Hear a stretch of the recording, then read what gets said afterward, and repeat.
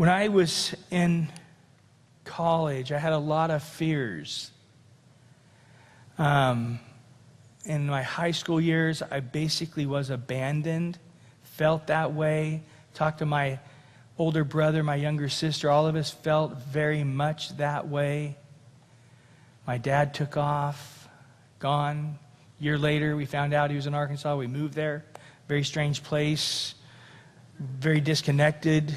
After a few years of that, my parents divorced. We took everything we had. We put into a U-Haul truck and drove from Arkansas back to California, really nowhere to live. My older sister, Judy, was married, and her husband was a pastor of a Nazarene church. Their oldest child was Brett, our worship leader, my nephew. That's where he gets his good looks. And living with them when he was born. Remember my sister Judy saying, "Here, you want to hold him?" I'm like, "No, I'll break him, I have." And but we lived there, and it didn't work out too much longer with me and my little sister and my mom and a new baby, and it was a very hard time. And there was many times we'd come home at dinner time and there was no food. We'd make instant pudding, and that would be our dinner. Warm up some milk, and that was it. Not very healthy, but that's what we had. And there were a lot of fears. There's a lot of sense of abandonment. But when I went to church, it was like there was a normalcy. I had moments of a normal life. I could fit in where things were normal. Things were crazy outside of that. Didn't know what was going on. And in those times, I found I had a deep fears. I had deep angers. But I would find myself just reading my Bible hour after hour to just try to tame the wild spirit in me, to try to calm the anger within me, to try to make the fears subside and go away. And here is David, a man who has been abandoned by his dad, where Samuel is having a party in the name of David and his family, and David's left out in the field, not even considered to come to the barbecue there with Samuel and the family. His father Jesse doesn't even consider him, and Samuel finally says, "There's got to be another son," and Jesse's saying, "I don't have any more kids," and there's got to be more kids, and there is another one. David, this little ruddy guy, he's out there watching the sheep. He can't be who you're talking about. And Samuel says, "Nobody's sitting down, nobody's eating anything until he gets here." And this guy that his own dad wouldn't even consider him for even a meal was the one that God had anointed king. And of course, by that time, David had some powerful things that probably his own dad didn't even know about. A lion and a bear were going to kill the sheep. And you say, "Hey, you want the sheep? You got the sheep. You're a bear. You're a lion. I'm not going to get mauled to death over something worth a few pennies." But David didn't see it that way. He grabbed the lion by its beard and killed it. Chased after the bear and killed it. Through the power of God, of course. And so David felt abandoned, rejected by his family. Remember, he went out to bring food to his brothers in the battle of the Philistines, and his brothers mocked him. "What are you doing here? Get back to those handful of sheep. You just want to see bloodshed. You're an evil person. Get out of here." And David's like, "Why are you thinking so badly of me? Why are you saying so many mean things to me? I'm just obeying Dad. I'm bringing the food here for you guys." And then Goliath speaks and says, "Send out your champion." And David's like, "Why hasn't somebody gone there and killed that uncircumcised Gentile who's, blaspheming our God?" And they're like, "Shut up, David.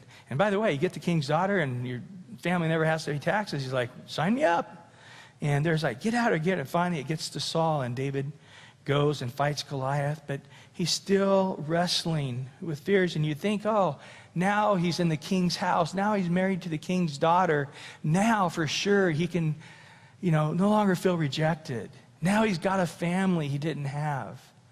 Now he doesn't have to worry about the money situation. He's living in the palace, and his whole family is free of ever paying taxes. And it's a short-lived time, isn't it? And Saul starts throwing spears at him to kill him, and David's fleeing for his life. And Jonathan had already said, man, my life or your life, I will protect you, David. And Jonathan has to come out and say, I can't protect you. You got to run.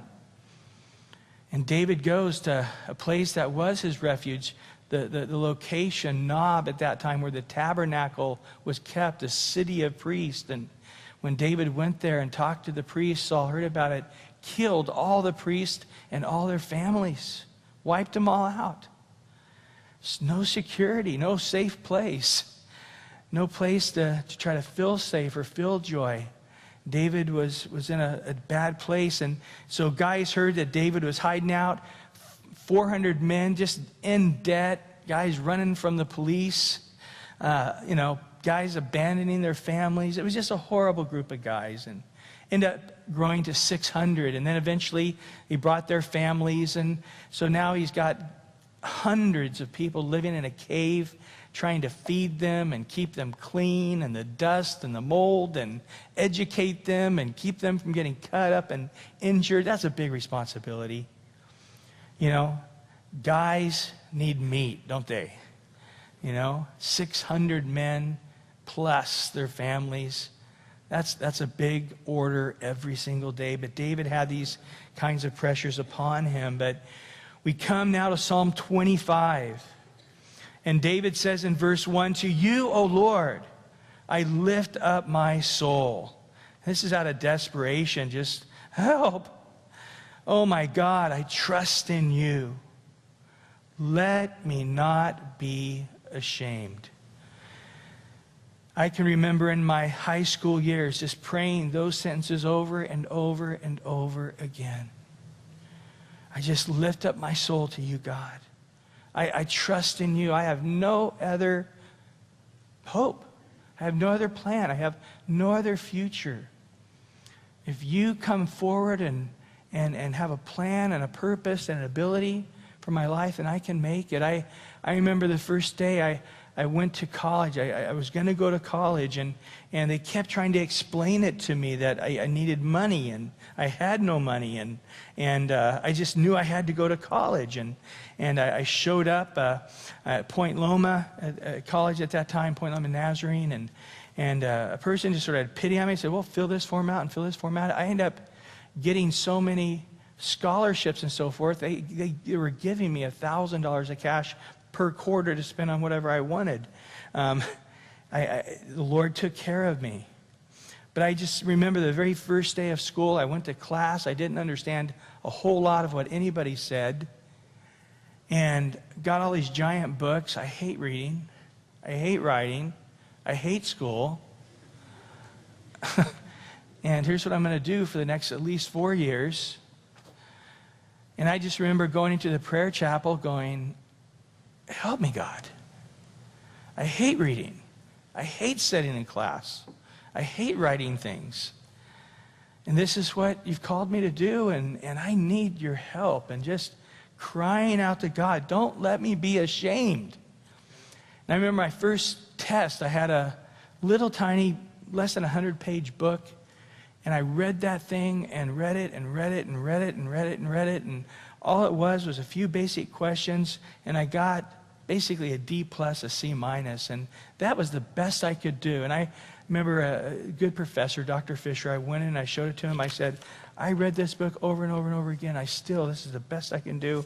I'm not going to make it. And he was a lighthearted guy. He chuckled and said, I had the same exact experience, Bryan, and you're going to make it. And I said, I don't think so. And I called my brother-in-law Dan, and told him, and he's like, yeah, you'll make it.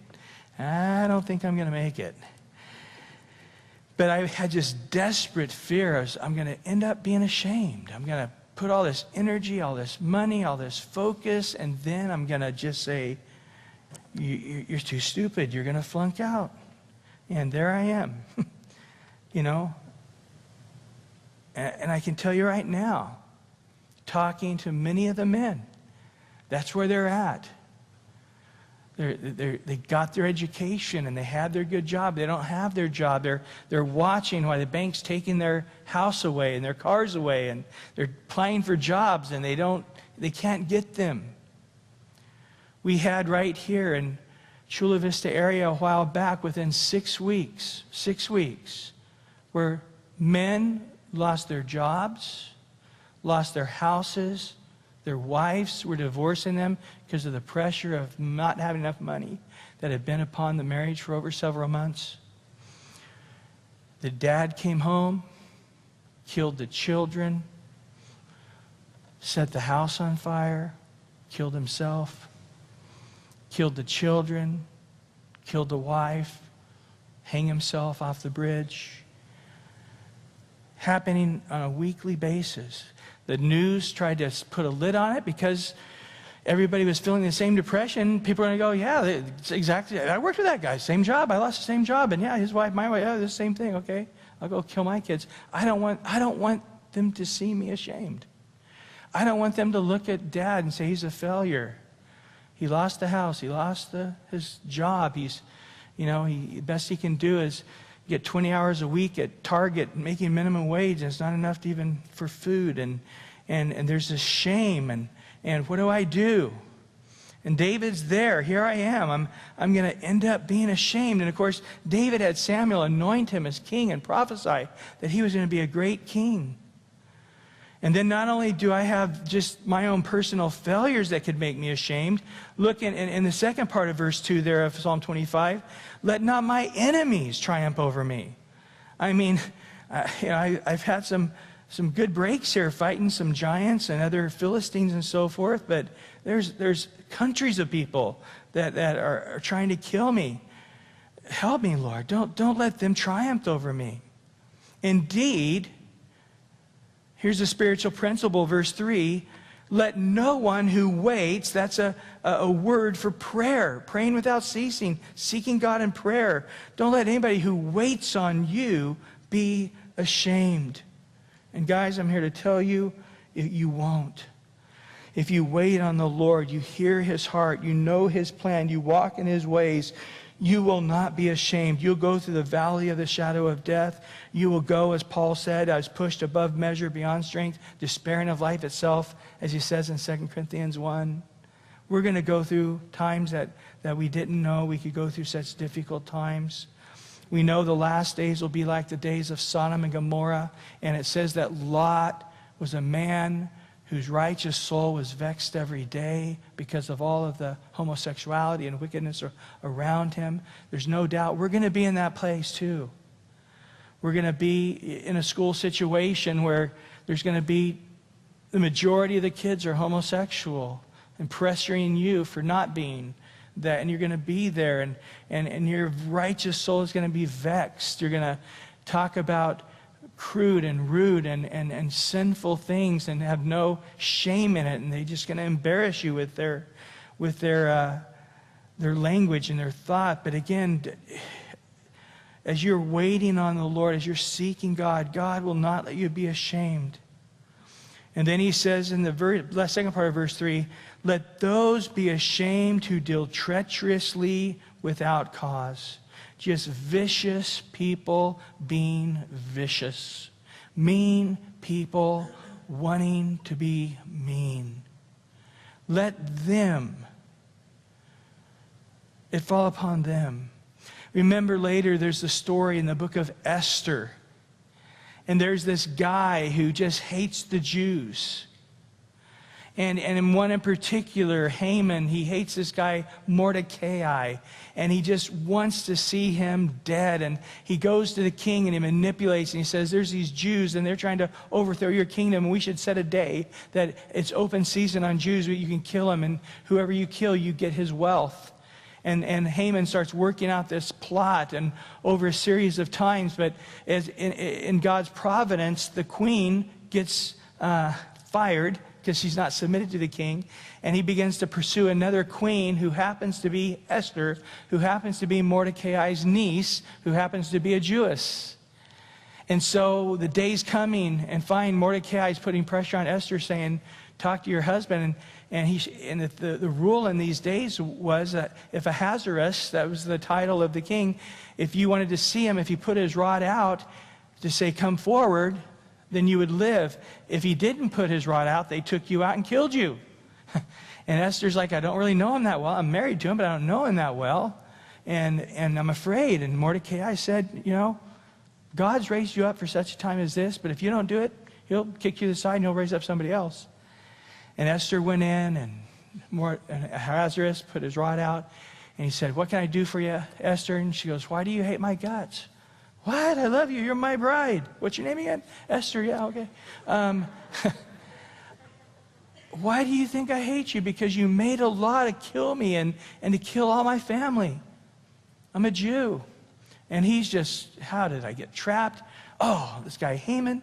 And then he starts, he can't sleep at night, so he starts reading the history books. And as he's reading the history books, there's the story, a true story of where there was a plot to kill the king, but a guy by the name of Mordecai divulged the plan and saved the king's life. And he realized he never did anything for this guy. And early in the morning, he calls in his chief men, and he says to him, this guy should be blessed. I should do something above for him that I've never done to anybody else. And Haman, what do you think I should do for such a man? Haman says, oh, he's wanting to bless me. You should have a parade. You should put him on the king's horse. You should have everybody treat him as if he were the king himself. And he said, Haman, you're a mastermind. I want you to go do that for this guy, Mordecai. The guy he's been trying to kill because he saved my life. And Haman had to do that for Mordecai. It was crazy. But anyway, Esther's like, you're still trying to kill me. And there's this building going on. It's annoying the king. And what are they building over there? And Esther says, that's interesting that you asked that question. Because Haman is building this giant gallows to hang Mordecai on. The guy who saved your life on the day when it's open season on Jews to kill him. And the king's looking at Haman going, the guy who saved my life, you want to hang him so high that everybody in the kingdom can see him hanging? What is going on with you? And Haman realized, boy, I am in trouble. And the king had a revelation. He said, yep, I love the gallows idea. Just one little change. Haman, I'm hanging you on it. This is what David is saying. Don't let us be ashamed who's waiting on you, following you. But let those be ashamed who are dealing treacherously without cause. Those people who are plotting and planning to hurt your people, to hurt your ways. There is a sinister, demonic flow of people that want to make the whole world homosexual. There are people that struggle with homosexuality. I'm not talking about that. I'm talking about a political agenda that if you are not for homosexuality, then you would be seen as evil. And you know, if you saw it this last week, but Obama's trying to pass a bill now that if you have a child, even under 10 years old, who believes they're a homosexual, and you try to persuade them otherwise, it would be considered child abuse on your part. To tell your 8-year-old kid you're not a homosexual. It's coming down. Guys, this is the same stuff that happened before the communism of Russia, the communism of China. These are the same earmarks that we're seeing. We're there, guys. There's a lot of ways we can be ashamed, but we're crying out as David did. Don't let us be ashamed. We're waiting on you. Don't let anybody who's praying without ceasing, seeking you, looking to honor and glorify you, be ashamed. But just turn it on the heads of all these plotting and planning evil people to try to harm your children. And in verse 4 of Psalm 25, show me your ways, O Lord. Teach me your paths. Lead me in your truth and teach me. For you are the God of my salvation, and on you I wait all the day. I used to wake every morning and pray that. Every morning, show me your ways, O Lord. Teach me your paths. Lead me in your truth and teach me. For you are the God of my salvation. On you I wait all the day long. And then just to pray without ceasing. Show me, teach me, lead me, teach me. Oh, Lord, you alone are my salvation. I'm looking to save me. This job situation, this relationship situation, this car situation, this health situation. Show me, lead me, teach me. I want to know your heart, your mind. I'm waiting on you. And in verse 6, remember, O Lord, your tender mercies and your loving kindness, for they are from of old. Remember, Lord, just all the mercy you've given to me. All the times you've picked me up like a shepherd picks up the little baby lamb in his arms, so you have carried me. And then forget some stuff. Verse 7, do not remember the sins of my youth. Did I get an amen on that?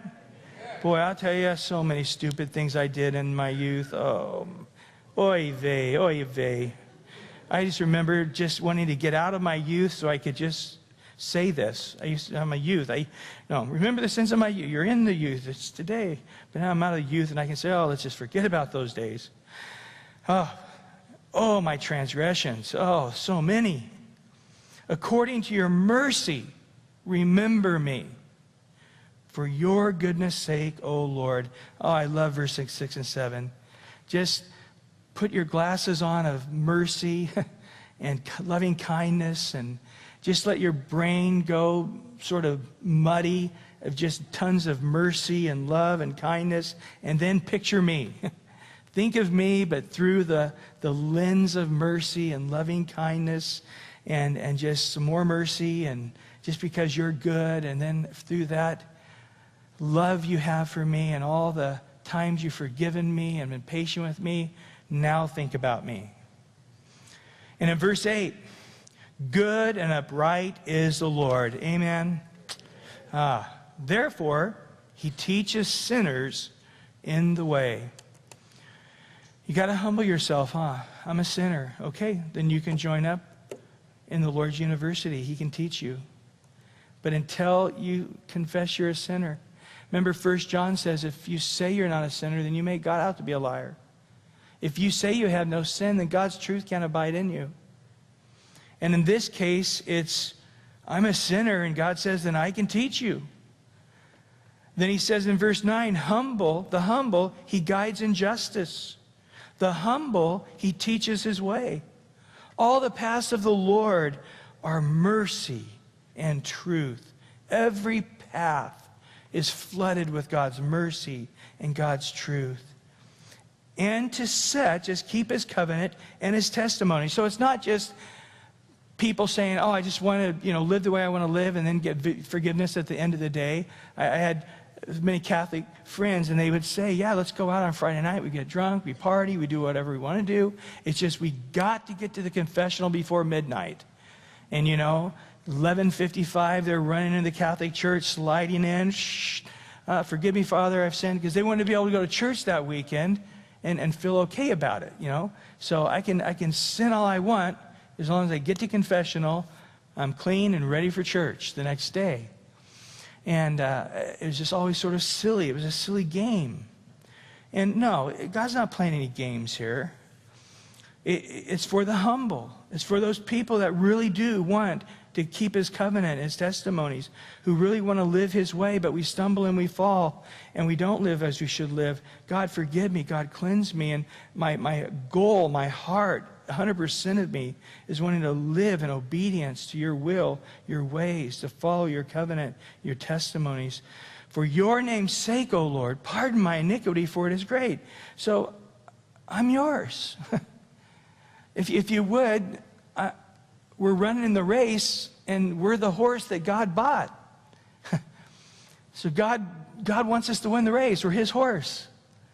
And in essence, he's saying, I'm the child that you chose. Pardon my iniquity, because it's reflecting upon you, because you chose me. And I want it to look like you did a good choosing when you chose me. You made a good pick. You picked somebody that is struggling, is weak, but ultimately, I'm one who's going to live a holy and a righteous, fruitful life before you. But between then and now, you've got to keep dumping mercy and loving kindness and forgiveness upon me till I get to that place that I can walk as I ought to walk in a manner worthy of you. In Psalm 25, verse 12, who is the man that fears the Lord? Him shall he teach in the way he chooses. He himself shall dwell in prosperity, and his descendants shall inherit the earth. The secret of the Lord is with those who fear him, and he will show them his covenant. My eyes are ever towards the Lord, for he shall pluck my feet out of the net. So verses 12 to 15, it's the blessings, the prosperity, the secrets that are revealed. It's the things that God wants to build and teach and change in our life, and it comes to those who fear him. When we talk about fearing God, it's respecting him, honoring him. That's what it's talking about. And so when we talk about fearing him, it's fearing hurting him. You see, that's what we're talking about. It's not about, I'm afraid he's going to hurt me, beat me, cut me, hate me, reject me. Those aren't the fears we're talking about. It's the opposite. It's the fear of, maybe gals, you were in a situation in school, high school or college, when your boyfriend is putting pressure upon you to have sex, and your dad said to you, honey, one day I want to walk you down the aisle in that white dress, and I want to hand you over to your husband as a virgin. And as a small child, he put that in your heart and your mind, and now things are getting heated, and you're in the backseat of a car, and passions are stirred up, and maybe you're even engaged to get married, and whatever's happening, but bing, there's the fear of your dad.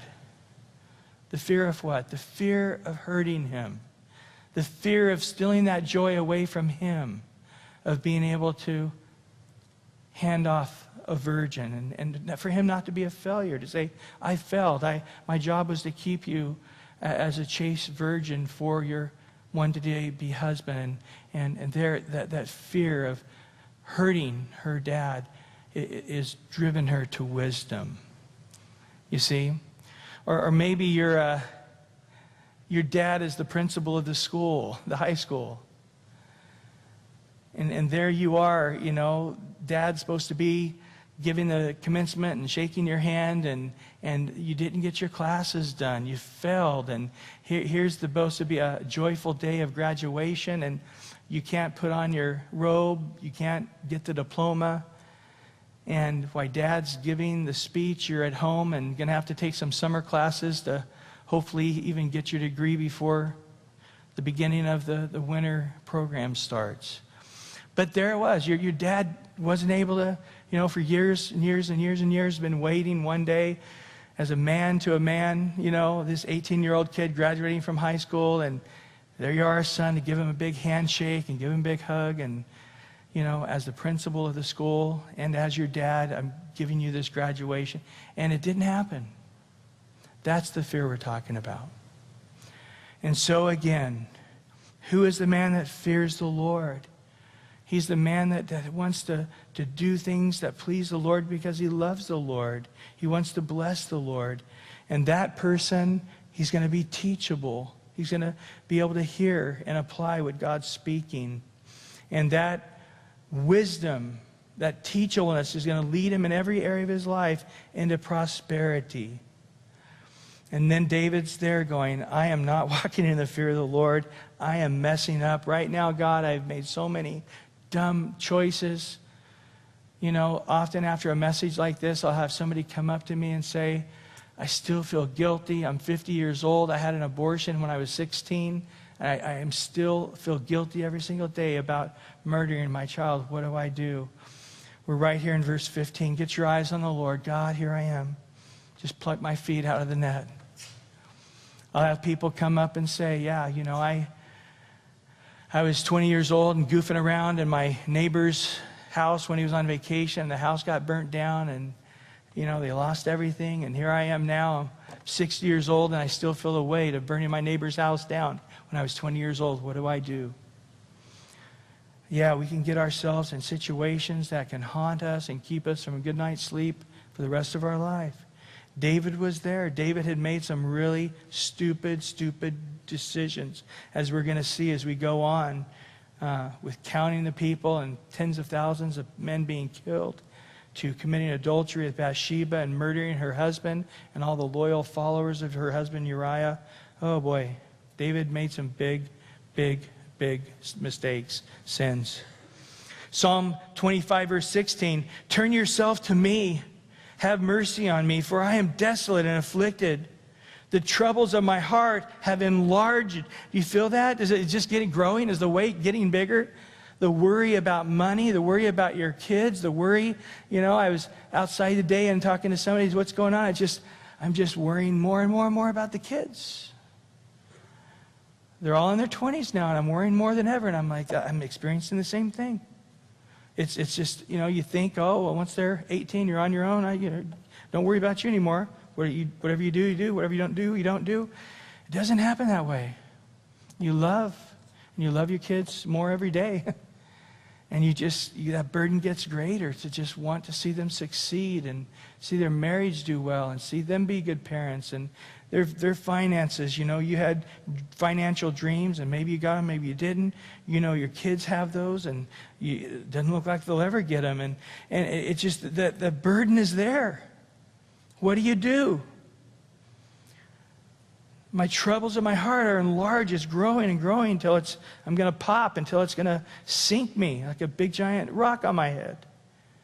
Bring me out of my distress. That's it, Lord. Supernaturally, just get my eyes upon you. Help me to cast all my cares upon you.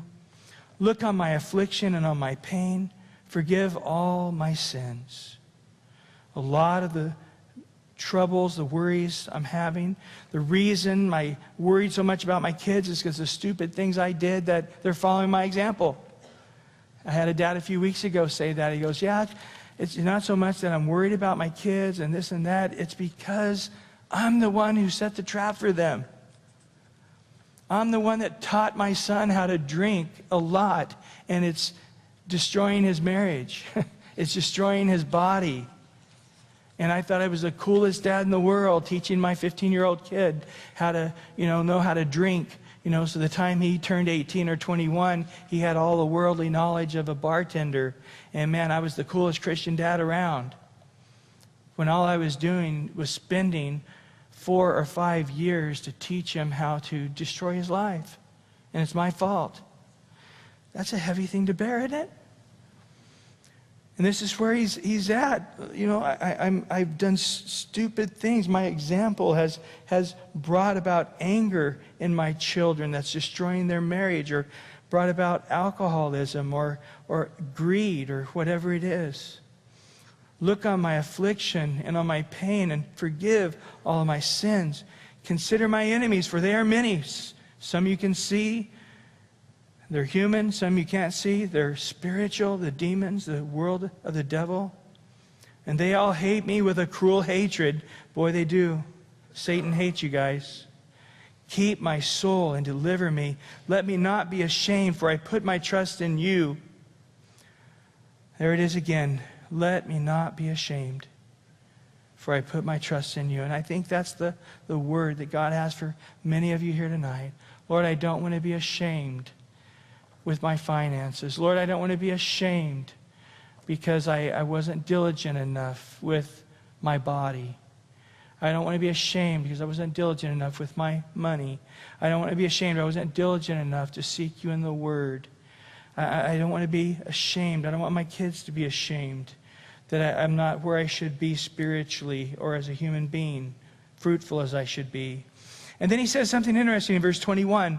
Let integrity and uprightness preserve me, for I wait for you. Now this is funny because he just said, my own stupid sins is what's drowning me. But here's what I want you to calculate in. My integrity and my uprightness.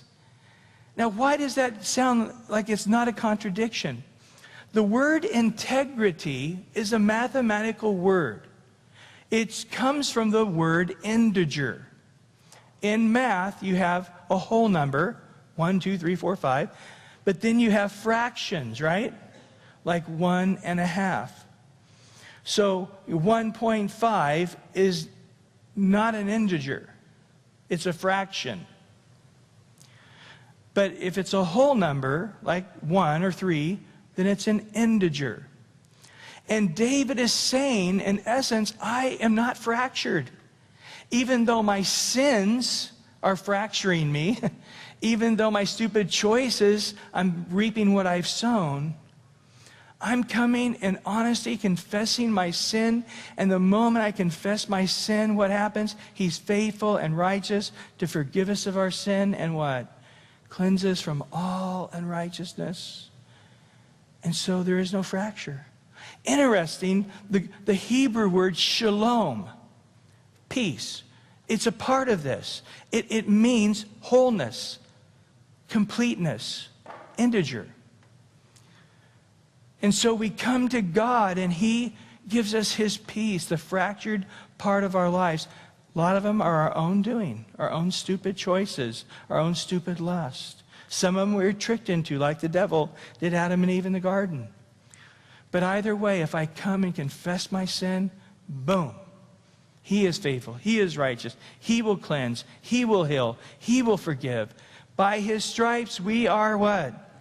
Healed. Integer, guys. We're no longer fractured. So I come and I stand whole. Not because of me, not because of my wisdom or my righteousness, my obedience, but I am claiming the complete work of the cross yet to come. In the Old Testament, they all look to the cross. In the New Testament, we all look back to the cross.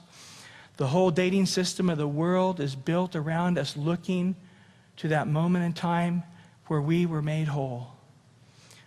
Before the cross, they're looking to that cross, to the future. To us, we're looking back to the cross. But all of us, wherever you're at, can say, God, I'm standing, I'm victorious because of my integrity. What integrity? That you have made me whole by the stripes. You've made me healed by the work of your cross. You've made us whole. And then the uprightness. What uprightness? We have none of our own, do we? The righteousness we have is a gift of God. He who knew no sin became sin for us, that we might become what? The righteousness of Christ. So we are perfect, and by faith I am righteous as Jesus is righteous. I am as whole as Jesus is whole because of His work. And so David, in faith, looking to the work and the power of the cross, Lord, I can be made whole. By the cross I'm preserved. And I'm waiting on you. My salvation's in you, and you doing the work. I'm like the thief on the cross. I'm just here, believing, trusting, receiving. And I just waiting for you to say, today, David, even though you sinned with Bathsheba, even though you counted the people and 70,000 died, even though you were angry and out of your anger you sinned and did this and did that, you know what?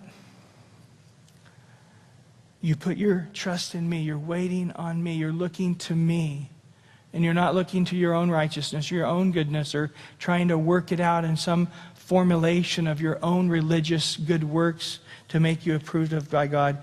You're walking by faith alone and the finished work of God alone. And I'm waiting on you to say, you're forgiven. You're healed. Today, you'll be with me in paradise. And then something that's very, very current in the news as of this week. Psalm 25, verse 22. Redeem Israel, O God. Redeem is to buy out of slavery, buy out of bondage, Israel out of all their troubles. What was in the news this week? Israel saying, look, if Iran does what they're going to do, we're going to strike first. All those missiles are going to be flying right over Iraq, and they're going to be plummeting into Iran. And the word we're getting from the United States right now is that you're not supporting us. This would be the first time since we became a nation in 1948 that you're not supporting us. Obama has made it clear, although he got the Jewish vote by lying, saying he would stand for Israel. Anybody who had half a brain knew that was not what he had done and passed, and it definitely was not what he was going to do in the present, that he was going to be leaning towards the Palestinian freedoms, even though it's in their constitution that if they can become their own nation, their number one thing is to annihilate all Jews worldwide. The reason we'll exist as a nation is to wipe out the Jews. And Obama and other liberals are saying, that sounds reasonable to me. You guys Jews have a problem with that? Yeah. Killing every Jew throughout the world is their mission for existence? Yeah, we really don't want them as a neighbor. I mean, call me crazy, but I really don't want them living next door to us. But you're saying they have to. Now, when there's other people, like, Reagan was in office and people supported Israel, they would have been telling Iran, even look towards Israel the wrong way, and we'll probably be dropping a bomb on you before Israel gets one on you. Because they're our ally, and as far as we're concerned, the way you treat Israel is the way you're treating us. And if you attack Israel, you're attacking us. That's the way it's been since 1948. And let me tell you guys, Genesis 12 said, Abraham, all those who bless you, what? I will bless. How is it that we, out of all the nations of all times, have been blessed to the degree we've been blessed? A tiny little population of the world, but yet the majority of the wealth. For a couple of hundred years, the wealth of the United States is greater than the wealth of any other nation. Many of these nations, population-wise, 4 times as big as us.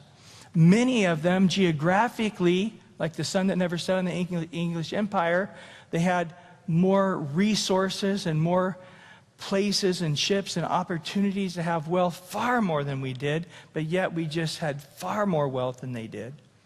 Benjamin Franklin said, since God's a sovereign God and nothing can start or stop without his knowledge, certainly not a nation can be raised up without God's knowledge, or a nation be brought down without God's doing. And since nations, unlike people, are not eternal, it's incumbent upon God to either bless or curse that nation because of what it's done in its generation. So if this is a righteous generation, but God waits and blesses it 40 years from now, that wouldn't be right. In essence, he's saying that the blessing of a nation has to be simultaneous according to how it's living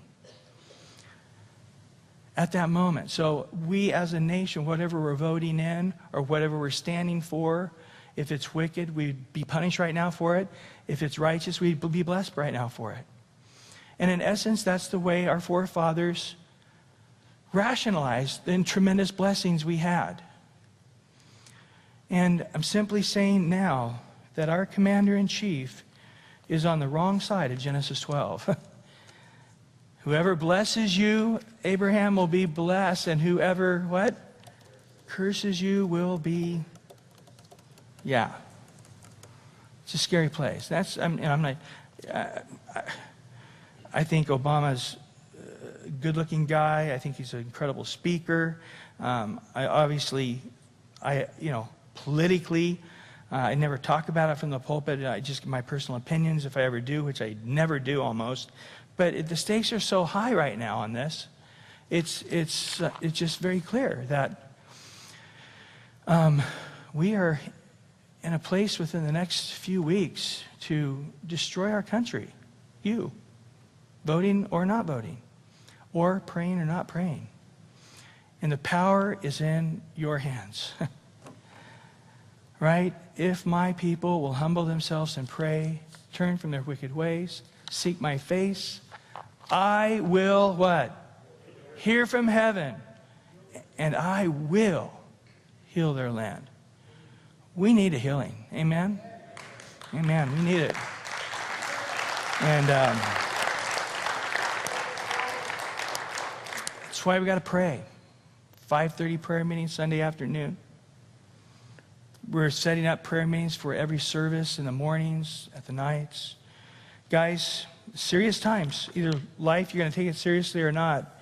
But we're sort of at that place right now saying, Lord, let us not be ashamed, because the world's looking at us and, ooh, they want us to lose.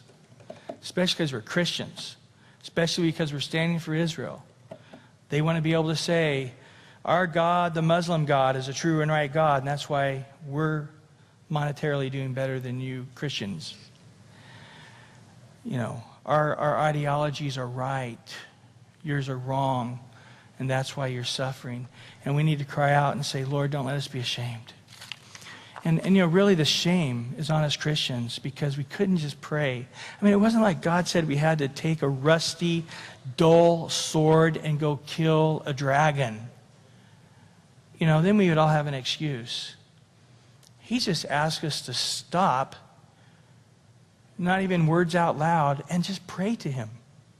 You know what I mean? It's like anybody could do it. You could be quadriplegic. You could be completely paralyzed. You could be in a coma and obey this. It's not a difficult thing. It really comes down to a surrender of heart. It really comes down to a yieldedness.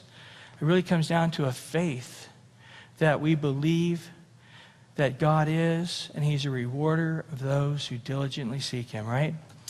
Hebrews 11:6.